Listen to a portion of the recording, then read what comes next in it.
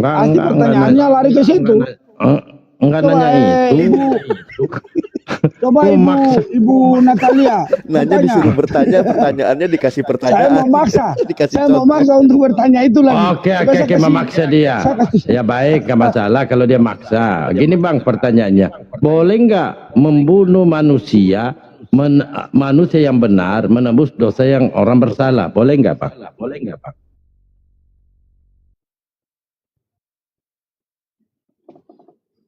Beda karya keselamatan yang Tuhan lakukan dengan cara manusia. Itulah saya nggak mau nanya Bang, karena nggak nyambung.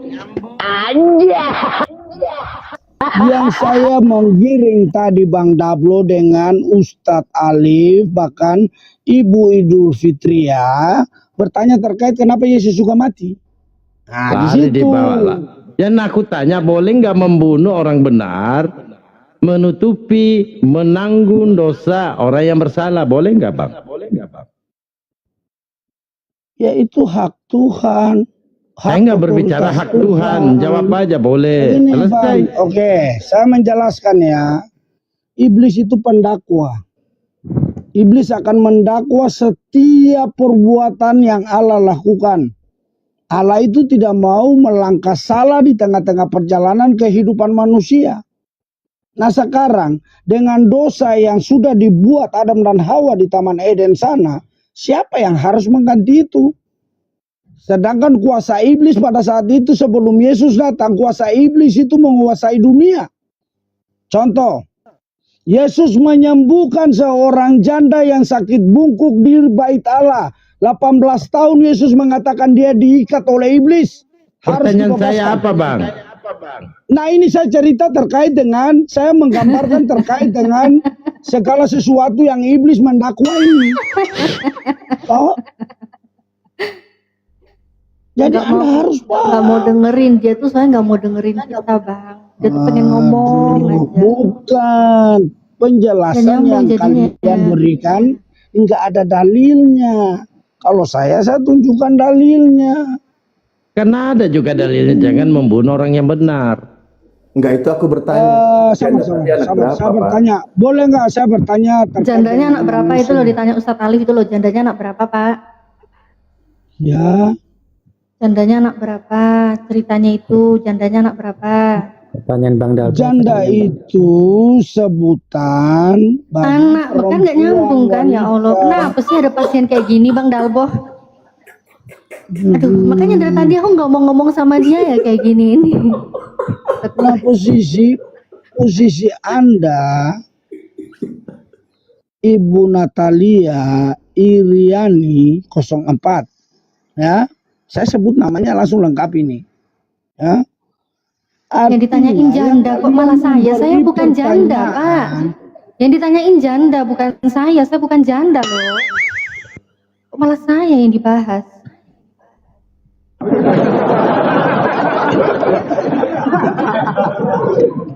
Apa pertanyaan Bang Dalbo tadi apa? Kayaknya gampang banget tadi tuh pertanyaannya. Baik, saya ulangi. Harga cabai sekilo sekarang berapa? Kristen ya? Abang Ana ini Kristen ya? Iya, Kristen, dia Kristen. Bala Kristen Bang. Oh ya, berarti saya sudah ada teman. Mantap, Abang. Lanjutkan. Ya. Harga cabai sekilo berapa Bang? Harga cabai yang di Amerika atau di Indonesia dulu nih Pak? Di Golgota. Di Golgota berarti di Yerusalem ya. Itu mata uangnya apa di sana Bang Israel? Gak tahu aku.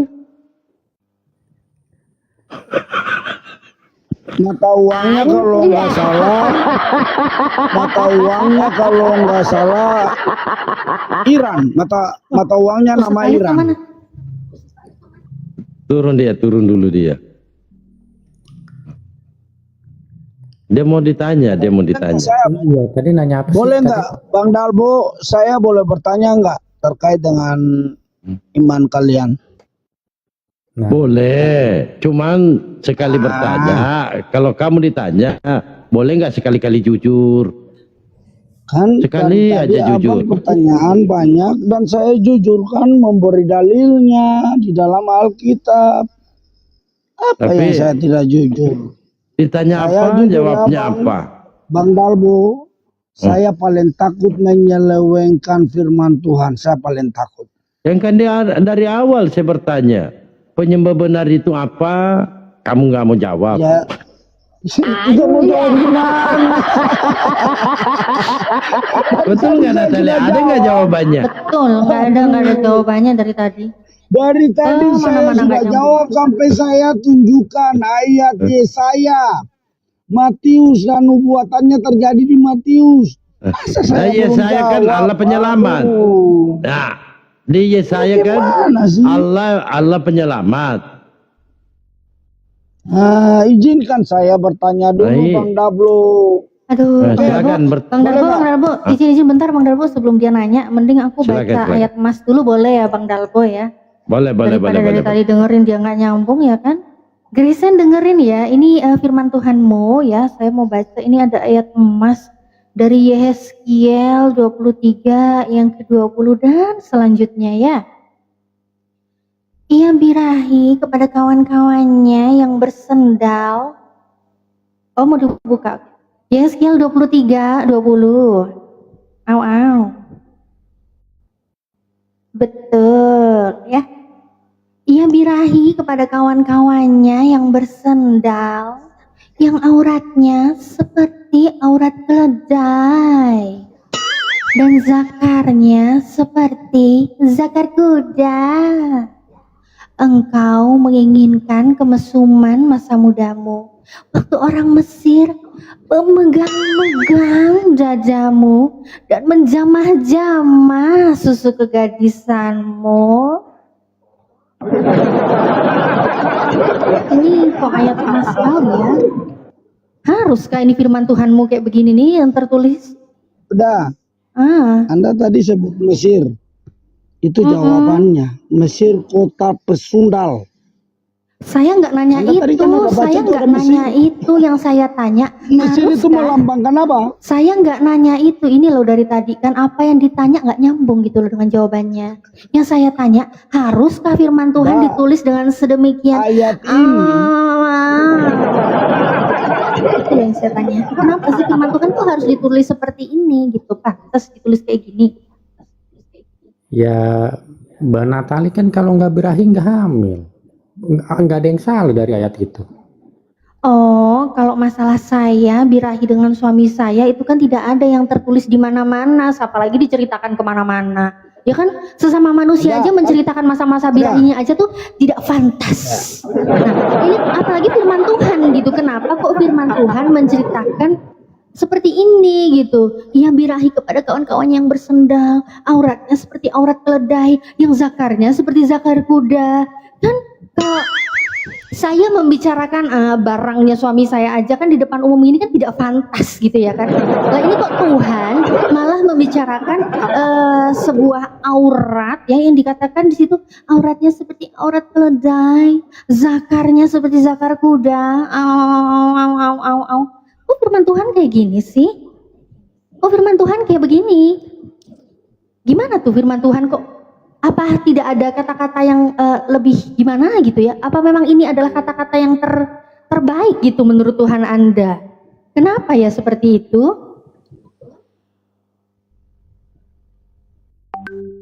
Kenapa? Begini banget gitu loh firman Tuhanmu ini. Macet. Oke, saya ya. Kita ulang lagi baca dari ayat 19 ya. Tadi kan Ibu Natalia suruh membacanya sampai selesai kan? Itu kutipan yang saya dengar dari percakapan Ibu. Saya tadi bilang dari dan awal sebelum Ibu seterusnya. membaca ayat Tadi ini. saya bilang dan seterusnya, dan saya nggak bilang seterusnya. selesai. Oke.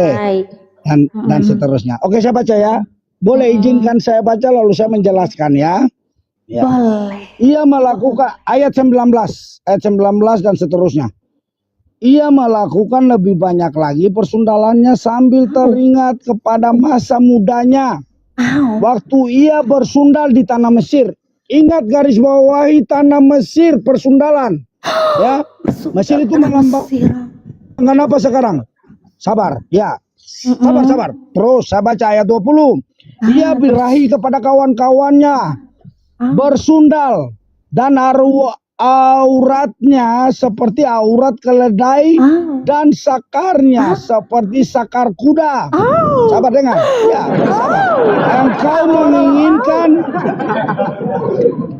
Aduh, jangan begitu, nanti Bang Dablo tergoda iman. Ya kan penuh hikmat, saya kan lagi menghayati. Engkau mengingin.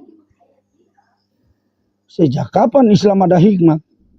Nah, Engkau kan menginginkan kemesuman masa muda, waktu orang Mesir memegang dadamu. Ini Mesir, bukan Israel. Dengar baik-baik. Dengar baik-baik. Iya, dengar. Memegang dadamu dan Gimana? Kok macet ya? engkau sudah menjauhkan dirimu dari kekasih-kekasihmu, tetapi sungguh aku akan menyuruh mereka bergerak melawan engkau. Aku akan membawa mereka melawan engkau dari sekitarmu. Dengar baik-baik, ini ada Babel lagi. Babel sekarang ini disebut Irak. Dengar ya. Orang Babel dan semua orang Kasdim ini asal mana? Saya tanya Anda, orang Kasdim. Nggak tahu. Silakan menjelaskan. Belajar sejarah lagi ya. Iya, silakan menjelaskan. Hubungannya orang Babel, orang Mesir, orang Kasdim dengan Zakar itu apa ya? Orang Kasdim, orang Babel, orang Mesir itu melambangkan apa sekarang? Mayoritas agama apa di situ? Saya mau tanya hubungannya Mesir, Babel dengan yang tertulis Taurat. Ini nubuatan yang akan terjadi karena kota-kota persundalan itu yang disebut di dalam Alkitab ini, supaya kita orang percaya jangan mendekat ke kota-kota itu. Ini perintah Tuhan. Kalau untuk menjelaskan jangan mendekati para kota-kota yang ada persundalan itu, hubungannya apa dengan Zakar, keledai Ini dan kan sakar sebut kuda namanya. Saya tanya dulu sama Ibu Natalia ya. Orang Babel itu orang mana sekarang ini? Oh, saya nggak tahu itu. Nggak tahu saya. Yang saya mau tahu, ini hubungannya aurat keledai, zakarnya seperti zakar kuda. Iya, itu kota persundalan itu yang sudah disebut tadi. Kasdim dari mana? Babel dari mana? Iya, hubungannya Mesir dengan dari zakar mana? itu apa? Hubungannya dengan Asyur zakar dari itu mana? apa? Asyur dari mana? Hubungannya dengan zakar Kota-kota yang tidak apa? mengenal Allah. Allah yang hidup. Dan Hubungannya mereka dengan melakukan zakar apa persundalan. loh? Pertanyaan Sedangkan saya ayat, loh. sabar. Ayat Alkitab ini menjelaskan supaya jangan orang Israel, bangsa-bangsa Israel mendekat kepada bangsa-bangsa itu. Itu Iya, terus penjelasan di hubungannya dalam dengan Alkitab zakar ini. apa? Dengan Karena keledai, mereka kedelai itu melakukannya. Keledai itu Karena apa? melakukannya. Kok keserupan sini, ya kan? Udah fix bahwa ini bukan kota Israel. Oh iya, nggak masalah. Kasdim itu bagian Saya nggak daripada yang masalah, sekarang saya ini. nggak masalah itu silakan. Ya. Itu hak Anda untuk menjelaskan, menafsirkan itu silakan. Artinya seperti apa? Bukan, Tapi yang ini saya kan tanya dari jelas. tadi, kok doubling ya, Coba Anda ketik di doubling ya Bang Dalbo ya? Mesir masih Dia yang Dublin ini, Crash yang Dublin. Oh, doubling dia.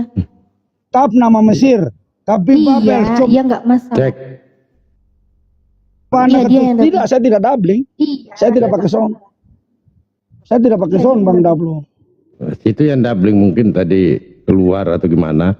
Christian, selamat pagi.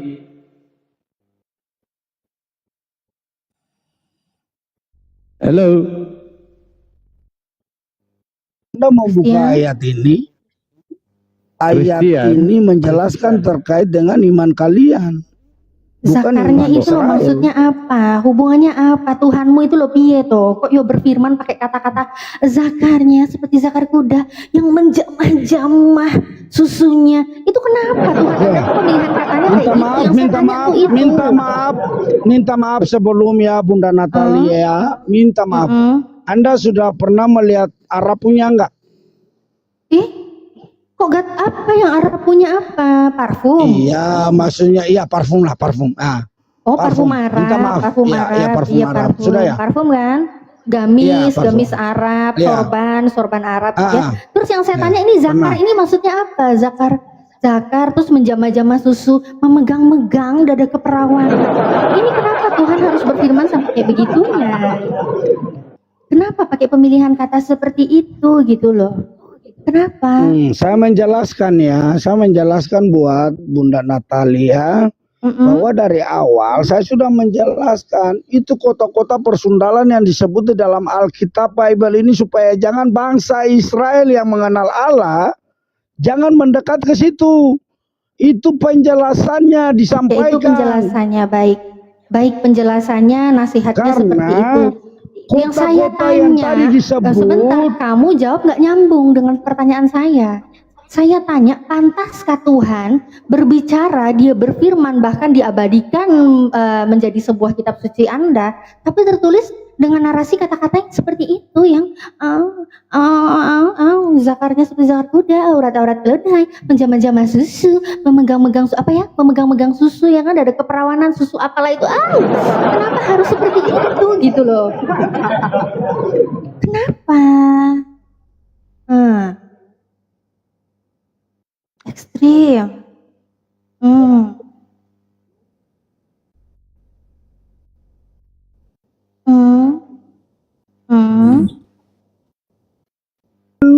nutupi, dia harus menjelaskan semua terkait dengan kota-kota persundalan, dengan perbuatan-perbuatan orang-orang yang berada di dalam kota itu.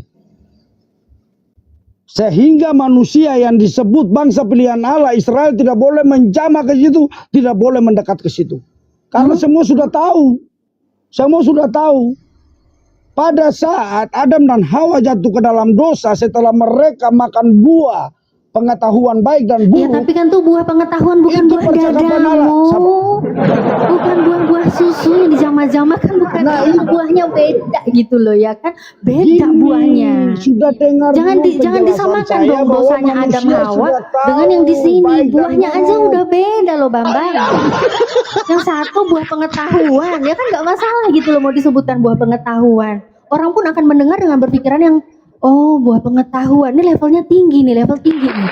Tapi kalau ini dengan yang namanya pemegang dadamu, ini buah dada loh Rek, buah dada loh Rek. Menjamah-jamah susu ini apa gitu loh. Pantaskah Tuhan berbicara seperti itu? Pantas? Aku kan jadi takut.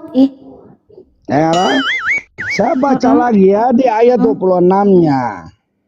Mereka akan menelanjangi engkau jikalau bangsa Israel ke situ dan merampas perhiasan-perhiasanmu. Perhiasan-perhiasan ini apa? Loh, sebelum ke Kehormatan perhiasan yang saya Anda tanya paham. dulu zakar Sabar. itu loh Dengar Rek, ya dulu Allah ya. harus ke perhiasan. Dengar dulu. Dari tadi kan Dengar di pernah ayat ketemu ada berikutnya, zakar. ayat berikutnya, ayat 27. Pak, Bapak kalau nggak Aku menjelaskan ini akan- zakar yang dimaksud dengar ini dulu. seperti apa, saya jadinya bayangin Sabar zakar dulu, loh Pak. sabar Nggak mungkin kan dulu. kalau ada zakar di sini tertulis terus saya bayangin ada lilin gitu kan, ada ember kan nggak mungkin. Dengar dulu saya memberi penjelasan Bunda. Iya jelaskan dulu dari yang pertamanya tadi. Kok tiba-tiba udah ke perhiasan aja di 26.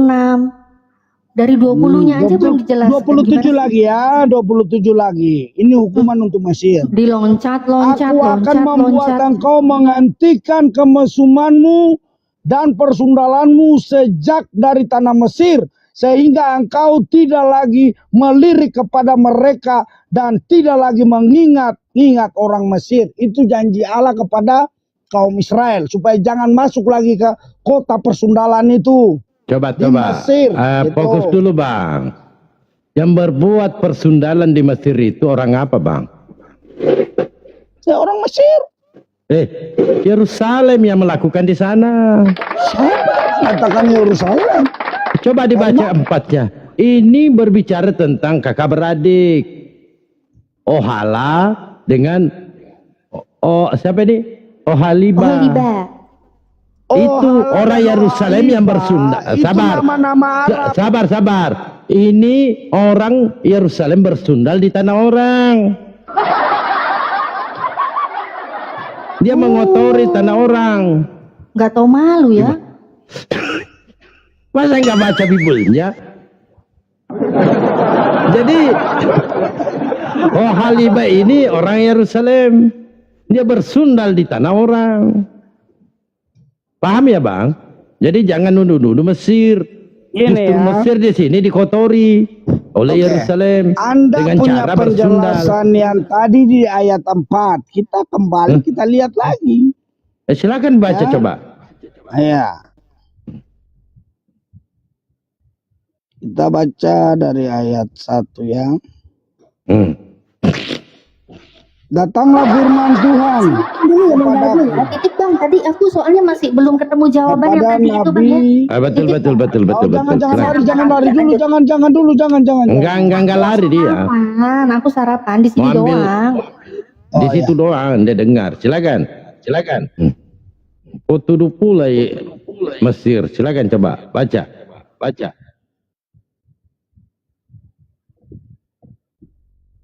pakai toa bacanya, keras bacanya.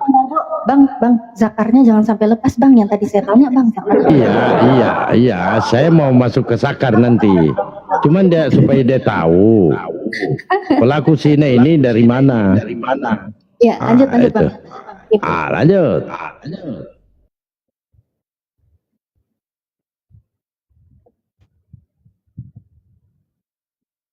Rush. Mana suaranya?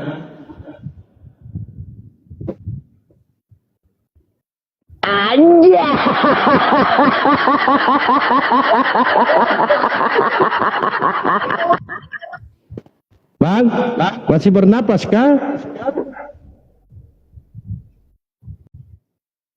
Rush.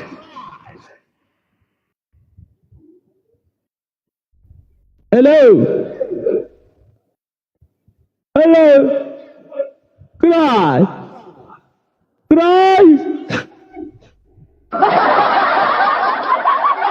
Silakan Bang, dibaca. Aduh, sorry Bang, tadi saya ada ke depan sedikit tadi ada. Oh iya, silakan dibaca. Kenapa orang Yerusalem mengotori tanah orang? Siapa yang mengotori? Coba Anda baca. Nah ini coba dibaca. Karena bersundal jamaah-jamaah di sana, sakar kuda lagi di sana. Coba baca. Abang ke kamar mandi tadi. Oholiba ini melambangkan kota-kota yang tidak mengenal Allah. Oh enggak, Ya, itulah dibaca mereka. dulu. Jangan. Di dalam persundalannya.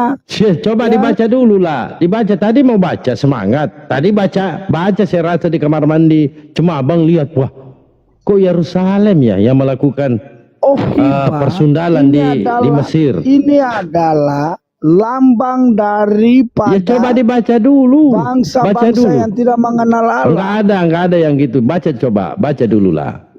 Tadi semangat mau baca. Ya, iya, Bahkan data ini kau jadikan nubuatan. Sekarang Coba yang baca terjadi dulu. apa? Coba. Ya silakan sekarang yang baca terjadi siapa yang mengotori di sana, orang apa? Orang Mesir. Bukan. Coba Mesir. dibaca. Coba baca Mesir. empatnya. Bukan orang Mesir Babel. yang dikotori. Kasdim. Coba baca dulu. Mereka itu datang ke Yerusalem. Ya untuk coba baca dulu nomor 4. itu. Ya coba baca dulu. Karena kota persundalan itu Ya, dari kenapa? mereka. Bukan orang dari Yerusalem bersundal di tempat orang. Aduh, abang ini. Coba baca dulu. Baca dulu supaya tahu. Baca. Orang Kasdim, Bang. Iya, coba baca dulu. Ini berbicara mengenai kakak beradik bersundal di tanah orang. Coba baca. Saya rasa dia sudah baca, cuma malu dia. Tidak, Bang. Ya coba baca Ini- kalau tidak. Ini terbukti Coba baca. kan? Di ayat Iya 17, coba dibaca. orang Babel Bukan baca coba. Kan ini kakak beradik mengotori tempat orang.